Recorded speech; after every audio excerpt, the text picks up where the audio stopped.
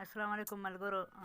تاسو ته مې مخکې د ګیمي اپلیکیشن د فالولو او په هغه کې د کار کولو طریقه ښودلې وه، خو اوس تاسو ته د هغې څخه د پیسو ایستلو طریقه ښایم، هغه هم لایف.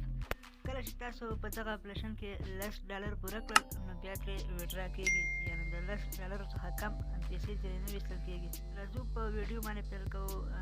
تاسې به راشئ، لاول به په دغه پیسو باندې کلیک وکړئ، بیا به راشئ لاندې په ویډرا باندې به کلیک وکړئ، بیا به دلته بیا په ویډرا باندې کلیک وکړئ. دغلته باید تاسو ویډیو دقیق سره وګورئ او دغه فورم چې کوم یو دی دا باید په سمه توګه ډک کړئ. که غلطي مو پکې وکړله نو بیا تاسو ته پیسې نه درکول کېږي.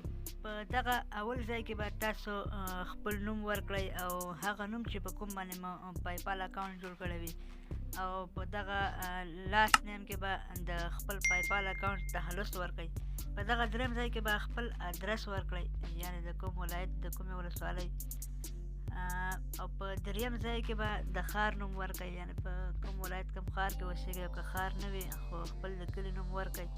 او لاندې به زیپ کوډ ورکړئ. زیپ کوډ تاسې خپله پېژنئ او که نه په ګوګل کې به سرچ کړئ، د خپل کلي زیپ کوډ به راواخلئ، هغه به په دغه ځای کې ورکړئ. او که په کوم ښار کې اوسېږئ، په هر ځای کې چې اوسېږئ د هغه زیپ کوډ به راواخلئ، په دغه ځای کې به یې ورکړئ.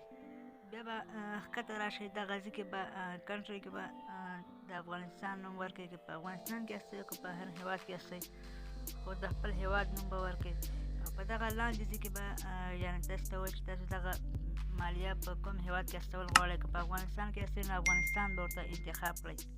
او بیا به دغه اخره کې د پیپال اکاونټ جیمیل اکاونټ به ورکړئ. په کوم جیمیل اکاونټ باندې چې تاسو پایپال اکاونټ جوړ کړی وي نو هغه به دغه ځای کې ورکړئ. ټولو نه به ښکته راکوز شئ، دغه ځای به ټیک مارک کړئ. زه اوس دا فورم ډکوم. دا چې مو کله ټیک مارک کړه بیا به راشئ په سبمیټ باندې به کلیک وکړئ.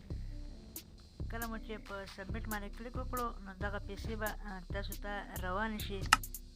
تاسو کتلی شئ دغه پیسې ما ته لاړلې.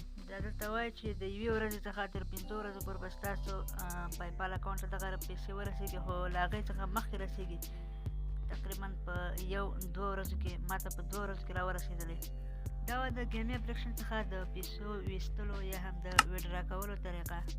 تر بلې ویډیو د الله په امان.